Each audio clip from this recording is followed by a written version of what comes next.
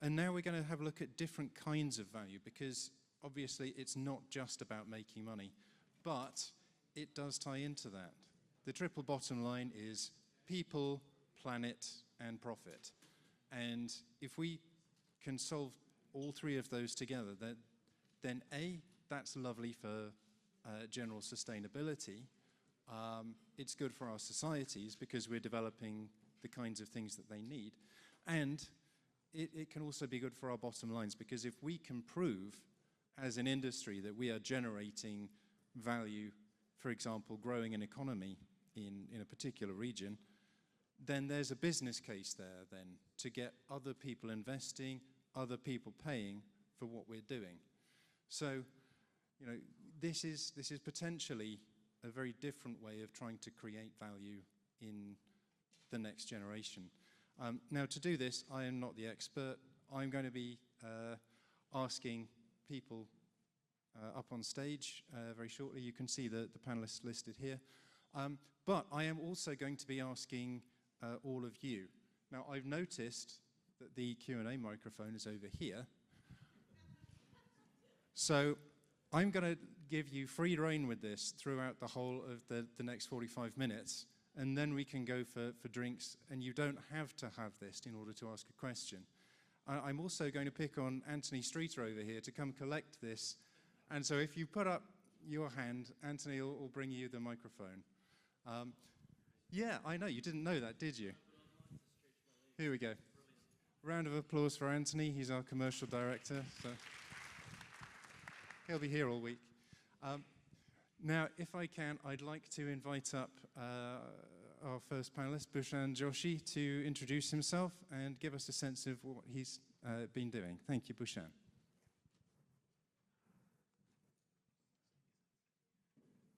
Microphone working? Yeah. Hello? Hello. Yeah, great. So thank you all for being here, and thank you for this opportunity. My name is Bhushan Joshi. I'm the head of sustainability for Ericsson in North America. And I'm also the chair of the Green G working group within the Next G Alliance. And the Green G working group is focused on, providing the North American perspective on making sure that we have leadership in developing environmentally sustainable 6G. So I'm super excited to be here and looking forward to this conversation. Fantastic, thank you. In fact, I've been given the nod that we've got microphones on our other two speakers as well. So let me invite up Roger Nichols and Alex Kaloxilos.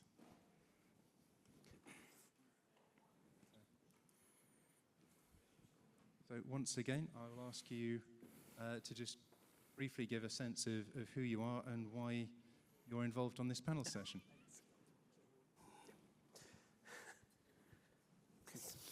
Yeah.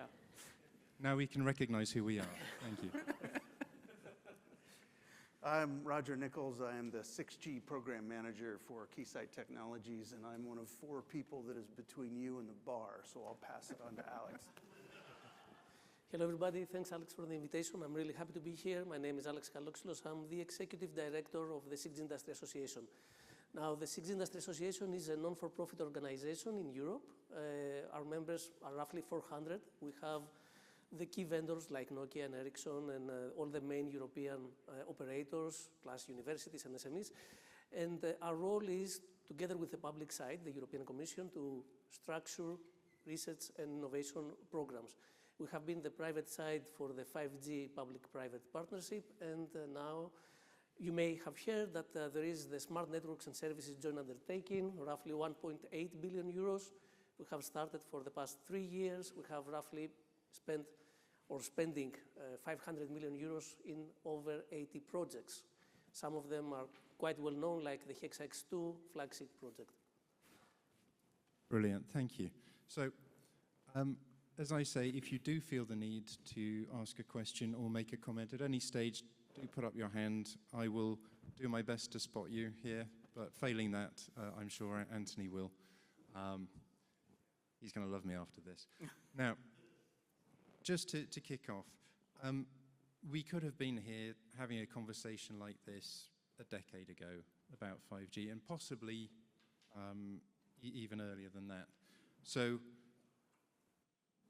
there needs to be presumably somebody with skin in the game to make sure that this actually happens. So I'd love to get a sense from you as to what's changed this time around and why should we be concerned about this? Or is this going to be another sort of ribbon to put on top of whatever technology we come out with? Yeah. Bhushan, perhaps I can get you to start. Yeah, maybe I can kind of take a first stab at it. You know, I think what's different is that I think there are three kind of big trends that are shaping how sustainability is now getting more and more integrated within 6G and just in general telecommunications. The first one is, you know, economic. You know, when we talk about energy consumption and energy efficiency has been a theme that has been talked about by a bunch of speakers that came in before us. Commissioner Starks talked about how important it is for telco. So, you know, it is important for us to tackle this problem from a financial point of view. You know, telco networks use energy, and you know, it is one of the top 3 OPEX categories for CSPs. So it's an important aspect from a financial point of view.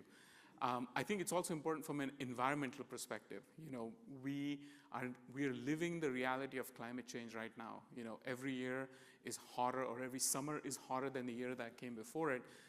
So we're experiencing impacts of climate change in our communities, be it either heat, intense heat, you know, extreme weather events. And I think what it's doing is it's driving consumer behavior. Consumers value sustainability.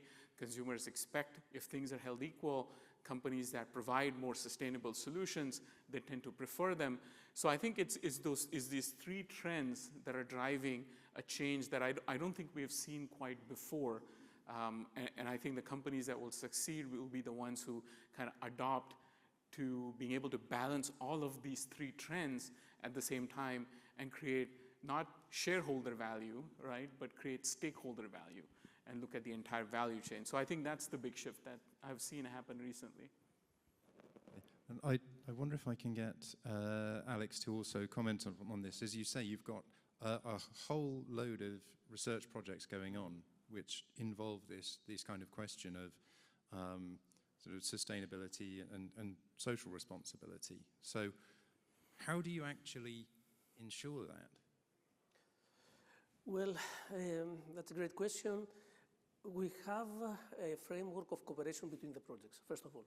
We have defined what are the key targets when we had the call for the proposals, and then we have set up specific task forces. Of course, we have defined, and I think the HexX2 project has played a critical role in that, what we mean by sustainability, and there are 2 things.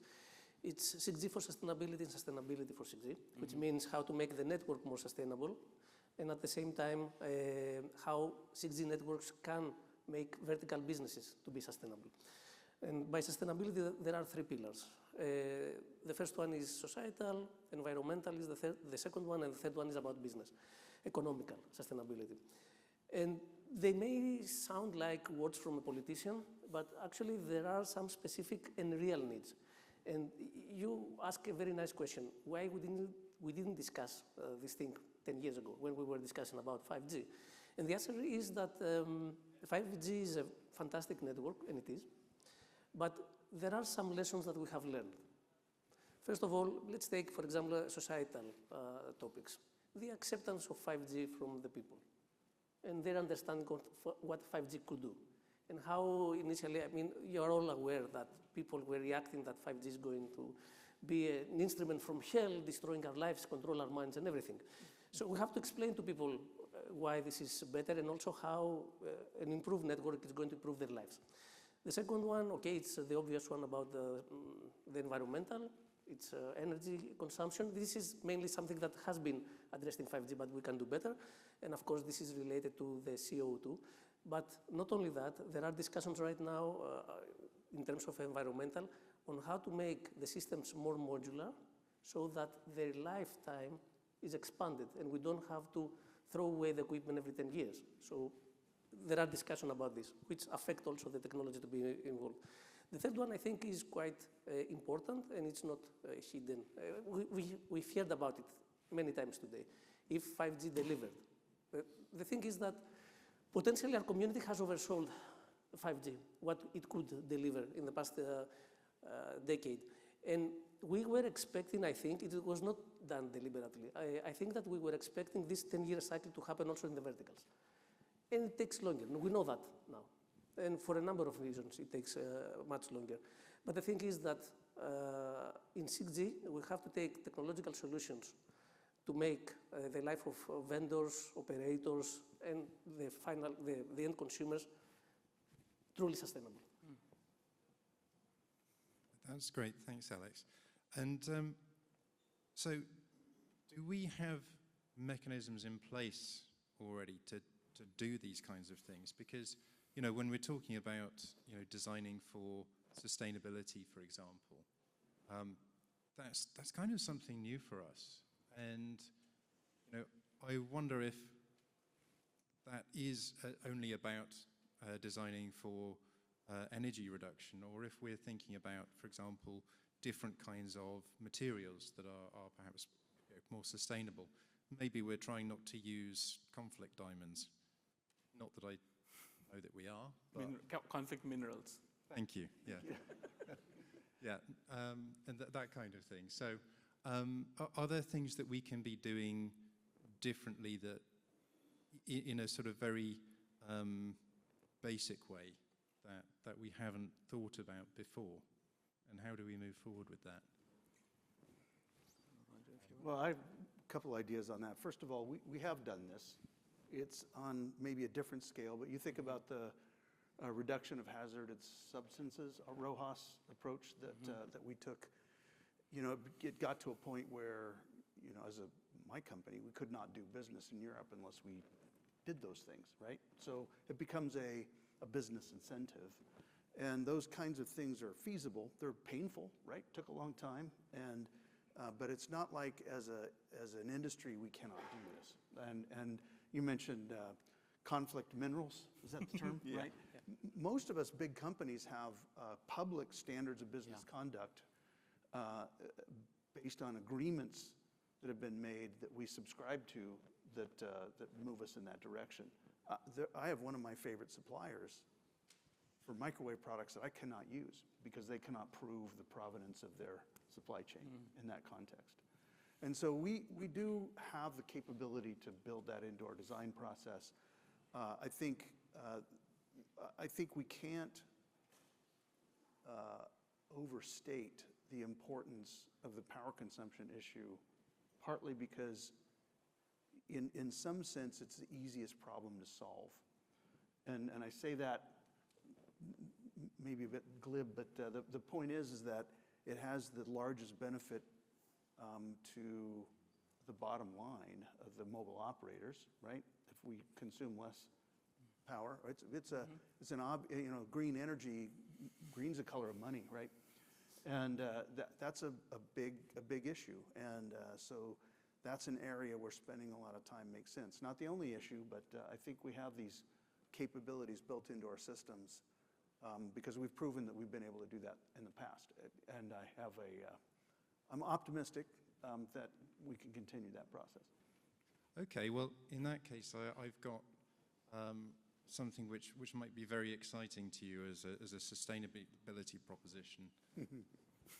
Let's attach all of our cell towers to solar energy collectors, and then we can use as much as we want, and it's all sustainable. Is that, you know, should we be, that was a bit glib, but should we be that worried about energy usage in terms of like taking it from the grids and that kind of thing? Yeah. And you know, should we really be that focused on it? I understand the cost-saving driver for that, but you know, to what extent can that really save the planet? Yeah, maybe I can take a stab at it, but I also wanted to get to your question that you asked before this. I think one of the changes that we've also seen is kind of going beyond energy efficiency, right? That was kind of the first question you had asked. And I think this whole concept about taking a life cycle approach to products, so not just focusing on energy efficiency in the use stage of a product, but then kind of looking up the cycle and look at design, right? Raw material sourcing, and then use, and then end of life. So this whole circular economy approach is kind of a shift that I think we have to make if you want to look at things beyond energy efficiency, because energy and materials are really the two things that we need to optimize in order to move towards the circular economy approach, because that's kind of what it's going to take to go beyond energy. And I think beyond energy, I mean, e-waste is a big challenge. The Global E-Waste Monitor comes out with reports every single year. And every single year we find out that people seem to have a lot of old phones and stuff stashed away in their desks that are not getting recycled, or they're not getting recycled ethically. It's one of the largest solid waste categories that continues to grow every year. So it's a big focus as an industry we need to have in order to kind of close the loop and recapture products when they reach end of life, but then also kind of swinging back into the design stage, designing products that have lower embodied carbon emissions and lower, material usage is kind of a key focus as well. So that's kind of a little bit about the question you asked before. And I think going to the second question that you asked is, should you care about energy efficiency if you can get access to, renewable energy, right, essentially. And I think the way to kind of answer that is the standard that the ITU has developed for the decarbonization of the ICT sector, which is to reach net zero by 2040 by the latest, or no, 2050 by the latest, 2040 is preferred, because it aligns with climate science and the trajectory at which we need to decarbonize.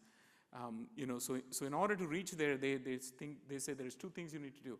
One is that you need to run networks as energy efficiently as you can, and then source the energy that you do use from renewable sources, right? So those are the two strategies. So we need to do both at the same time. In Texas, they say, you got to walk and chew gum at the same time. So, that's what we got to do, is that we have to do both things at the same time. And the challenge is that while 5G is more energy efficient and 6G will be more energy efficient, the data traffic has continued to grow. So in absolute terms, power consumption will go up. The goal is to hold it flat, slight increase, but it's going to go up. But then we also are seeing a huge demand for energy in the US with adoption of AI. Terawatt hours of new demand is being asked for, and we have a problem that a lot of renewable energy assets are stuck in the permitting pipeline. So they're built, but they're not connected. So I don't think we can I don't think there is a world where we have infinite access to affordable, low-cost renewable energy. We have to do both things at the same time. I hope that answers your question. Yeah, that's great. If you don't mind, I'll underscore that. Thank you. I put solar on my house a few years ago and made the mistake of telling my wife she could set the temperature in the summertime as low as she wanted. So it's really cold in my house. But the point is you get sloppy, right? Yeah. If you hook one of these up to a solar or whatever, and say you can use as much as you want, that's how we got where we are today. Fair point. If I can add up to this, I think the most critical thing in what you were suggesting is the word "if" we could connect to renewable everything. That's right, yeah. The second thing is that we know now, because renewable energy is taking over the place, is that you also need some storage, because renewable energy is not a continuous thing that you can rely. The third thing is now, we've heard some really engaging visions, for example, from Peter or Misa, about the new networks that are going to be transparent and they are going to serve very nice applications. The thing is that in order to deliver this application, you have the network, but now you have to add edge computing. You have to connect with the cloud. You have to transfer data from here to there. And the latest thing that I was reading is that the cloud facilities of the hyperscalers like Microsoft or Google, etc., consume the energy of small towns in the States. So, of course, we have to be as efficient as possible, because renewable energy is not going to solve the problem. We have to have a more holistic view of things. Agree. No, understood. So, in terms of your day-to-day work, where are you seeing the most promising lines of inquiry? I mean, are we looking at, for example, material research with sort of some of the very basic elements? Is it more about persuading people, for example, in countries that aren't as rigorous in their demands, that they should be following the same processes? I mean, what's the low-hanging fruit, and what are the tougher things that we really do need to be aiming for? I could start. Okay. For me, I'm not a material expert, so I will not go there. But there are plenty of other things that we can do. Because we were saying sustainability is a huge topic. Okay. First of all, it's connecting remote communities. Now, when in 6G we are discussing about a tighter integration of satellite systems with the terrestrial network, that's something that serves sustainability. Another thing, which is extremely important, it's security and privacy. So we've seen that things are changing, and we need to come up with new ways on how to preserve security and privacy, according to policies that like-minded countries in the western side of the globe are following. Another example is in terms of monetization and taking up things. Of course, there's a lot of work to be done in the northbound interfaces. So there are activities already there. So what I'm trying to say is that for different sustainability targets, there is a list of technical topics that we have to work now. And this is something that we are trying to do in Europe. I mean, as sustainability was a core thing, we have tried to map it on different activities. Thanks. I could add a couple of things that I'm involved in. No particular order, but Misha mentioned this remote robotic surgery thing. So I'm conspiring a little bit with him and a couple other folks on that topic. So that's on the people side of this triple bottom line, right? And that's maybe a different angle than sustainability, but the things that the mobile communications network can do for people beyond TikTok and Facebook are profound. In fact, they already have been. So I think there's work along there, and the technology to make that real is cross-disciplinary and complex. And so that's kind of a big deal. And then the other one is in actually measuring power consumption. You can't control what you can't measure. Right. And 2 years ago, on the stage a lot like this, at your event at the hotel just down the road, I think her name's Tracy Van Brackle from AT&T said, and I quote, "It is impossible to measure power consumption on a mobile network." And to me, that's just a big challenge. That's what we do. We measure things. And clearly, it's really tough, right? Particularly as it gets integrated with edge cloud and where do you stop measuring, where do you start, all that kind of thing. But that's also an area we're heavily involved in for the sake of just seeing what happens. How much do we use under different scenarios? Are there ways to change that? And to me, that's pretty exciting in this space. I think from my perspective, I think, I've seen sustainability become a topic that is not talked about. There's business, and then we're going to do some sustainability here on the side.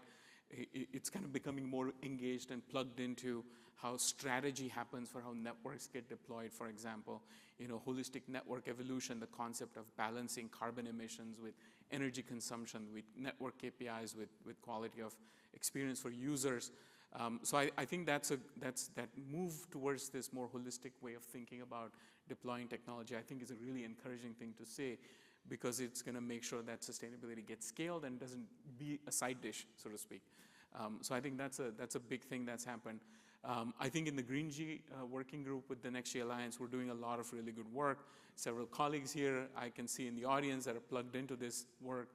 And what we've been focused on doing is coming up with KPIs. What are the key performance indicators that need to be optimized in order to have energy efficient RAN, in order to have data centers and core networks that are energy efficient. And then also now the most recent work that we're working on is what does AI look like in telco from a sustainability point of view. So it's what we're doing is we're producing these documents and these white papers that can be used by the industry that summarize the collective learning of the North American telco ecosystem. So I think those are really good things that we're doing that are driving engagement. I think the last thing, and I think one of the gentlemen before in the panel before talked about the STEM gap. That's a big challenge. I mean, you talk about the demand that we have for STEM professionals and the gap that exists. We need to make sure that we have equitable access to STEM education, and we can have that workforce join and drive our sector and our economy. So I think those are kind of some things that are being worked on, and things that interest me. Excellent. There are some interesting points there, but I'm going to make Anthony get his steps. Make him walk. Bush, Amitabh over there. Hello. Yeah, was asking a question. Oh. Hey, this is Mitch Undercover. I thought you were going to say this is Amitabh. No. Just a quick one. Yes. Yeah, I don't think you can get rid of me because right now Roger is here, so nobody steps fight the microphone with me. The real bottom line, okay, the real bottom line, I think we'll talk about the energy stuff. That's a kind of heuristic viewpoint, right? But the thing is that when we go to 6G, I think one question I'd like to address here, because remember that you're not only the technical developer, you're also the user, you're also the customers for 6G, right? So when we kind of like, if we want to tell our potential audience, say 6G, it's not like anything that's fancy, it's saving energy, it's more secure. I don't know how I can sell this one. So what's your view on this one? Right, so right now we're talking about energy sustainability. It's all no fault, right? Because when you ask about that, if you're on a national TV, that's actually a perfect answer for that. In reality, how do you explain to your family what kind of 6G are we expecting? That's an interesting question. I'm happy to let Alex take it. Indeed, it's an interesting question, Mitch, but I think that you are asking the wrong questions to the wrong people. If I try to explain to my wife why the telco X is reducing his energy, and that's a good thing, I don't think she is going to care. But the CEO of the telco will care. Yeah. Now, if I say to the telco, to the CEO of the telco that I managed to connect a remote village and now they can have a teleeducation or remote surgery or whatever, I don't think he cares. But the people of the community will care. Now, it all comes down for me to the following thing. We need to make the business case, and business case, okay, for society, but it's also, let's consider it, just humor me, it's also a business case. We have to understand what are the needs, what are the requirements, and also define a framework of things that we can measure the success of the technological solutions that we are going to provide. So, two things. First of all, we need to speak their own language, something that now, for a number of reasons, we were not so successful during the 5G era, and we all know why this has happened. The second thing is build a framework, have the targets on what we want to achieve, build a framework of evaluation, like we are doing with the typical KPIs, so that after 5 years, what we are talking right now, it's not idle talks, but we can validate that we have successfully delivered some things. And of course, we are going to sell the right information, the right answer to the right people. I think, Mitch, I think, the shift, I think, and Alex was talking about it, is that, and this is a conversation that I think is starting to happen in 6G standardization, is the concept of KVIs, right? Key value indicators.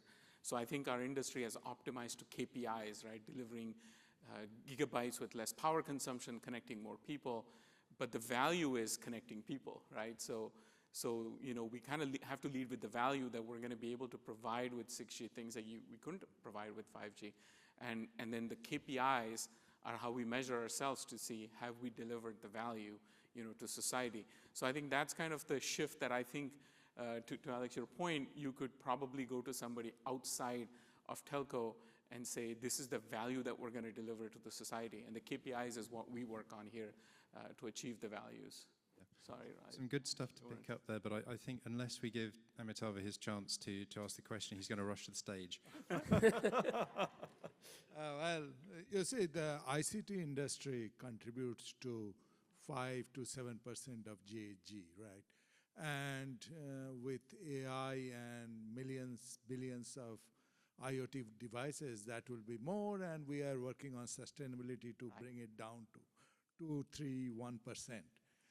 The question is, the coal-fired plants in India and China, they contribute to, I'll say, I don't know, 30, 40% of the GHG.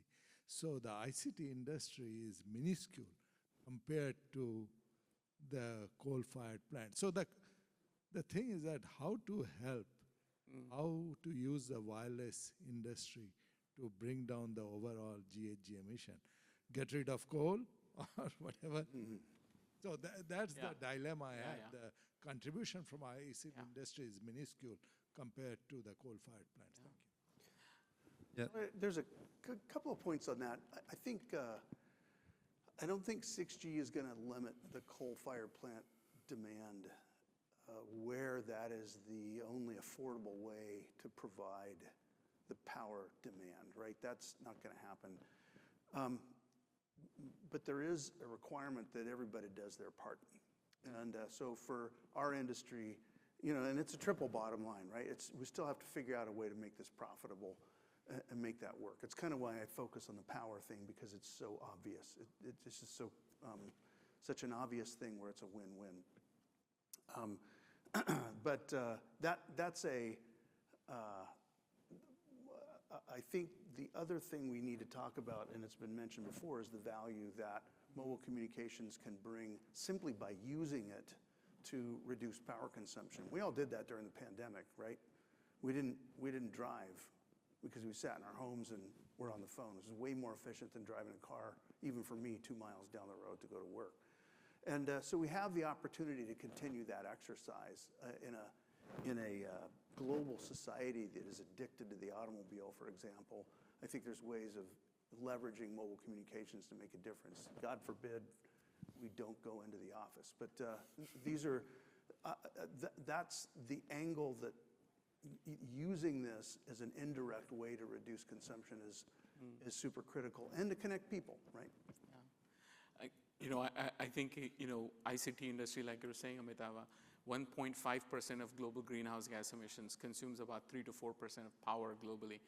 I think we're unique in the sense that we have a small footprint in that sense, but then we have a really large handprint in terms of what we can enable. So, we've looked at this, and it's telecommunications can enable up to 15% reduction in global greenhouse gas emissions by connecting different sectors, allowing them to be more energy efficient. And I think the one that comes to mind is energy, right? The energy sector is one of the largest sources of greenhouse gas emissions here in North America. And to Alex, your point, as we're bringing more and more renewables, which is part of the US climate goal now to have, I think, a carbon-free grid by 2030, which is not that far away. So as we rapidly scale renewables, our grids are getting more decarbonized, but they're also getting decentralized, right? Because you have not just one power plant, but solar panels on Roger's roof, on my roof, my electric car that's using power. So many sources of energy. And I think connectivity has a really important role to play with digitalization in enabling, the infrastructure to be resilient, to use storage and allow renewables to scale. So I think it's, yes, we have to develop 6G, make it more energy efficient, but then I think the biggest gap that we also have is how do we leverage that technology and help sectors decarbonize, like the power sector, which I really think is the superpower of the telco sector. So just picking up on that, if we're going to do that, if we're going to help other industries in their own journeys, then what does that mean in terms of us getting our own house in order? Because we're going to have to start measuring this. And measuring energy reduction is certainly possible. But what about the other things? I mean, you've touched on key value indicators. What is there at the moment that we can leverage to sort of show the value and excite potentially other industries into sort of following line with us? Or to what extent is this a work in progress? Bhushan, I'll start with you, but I'd love to get a sense from everyone here. So you're saying that what exists today in the sense that what can we deploy right now to enable decarbonization of other sectors? Yeah, what kind of key value indicators do we have that we can use to sort of show value beyond monetary? I mean, I think the most important thing is just connecting people, right? The digital divide is a challenge here in North America, in the US, and we're one of, the most powerful country in the world. And we still have the digital divide in North America. So I think the biggest value that we can show is how are we connecting more people? 5G fixed wireless access is being rolled out. It closes that last mile gap more cost effectively. So I think that's what we can show, because I think it's the economic cost of not being connected continues to increase every year, right? Because more and more services are now online. You go to the doctor online. You can have access to AI technologies that enable you to do a plethora of things that you otherwise could not. So I think what we can really show is the value that we can bring to GDP. How can we help GDP to grow? How can we help people access opportunities and jobs by getting them connected? So I think that's kind of the more direct impact that we can show in terms of the value that our sector can add. Yeah. I'm going to interrupt myself here because I want to be respectful of the audience's time and potentially their livers. So I'd like to sort of try and round this off just by getting you to give them some homework. So what actions can the people in the audience, here in the room and online, take, either as individuals or in terms of institutions out there that you would want to see them do? What do we need as an industry to have as those next steps that people can get involved with? Yeah, thank you very much. We're all looking at you, Alex. Yeah, indeed. I think that we are still facing, when we are talking about the verticals, we are still facing the same issue that we had for 5G, and we still have it, which is to have a better understanding, even for KPIs, not KVIs, KPIs. So if I go to a vertical and say I can have a network that is going to be 1 Gbps, they really don't care. So we have to find a common language. This is even more evident when we are talking about the KVIs. So for some things, it's extremely easy to define some KVIs, coverage, security, although we have to define which levels of security that we're going to have. We can have OpEx reduction and these kind of things. But essentially, apart from the telecom industry, where I can say a few things because I have been working for, like energy, you all know these things. We can measure energy. We can use even AI to make it more efficient and these kind of things. So energy could be for our sector, reduction of OpEx, but for the rest of the sectors, we have to listen exactly what they want. And we have to become closer to them. So my recommendation to the people working with verticals would be to try to establish at some point in time a language, a common language, and come back with requirements that we can further populate the KVIs. This is something, the formation of KVIs started as a notion in Europe by the HexX2 project, and now we have a specific dedicated task force to further work on these things. And this is, let's say, a bet that we have in Europe that we're going to contribute something measurable after, in a short period of time. Great, thanks.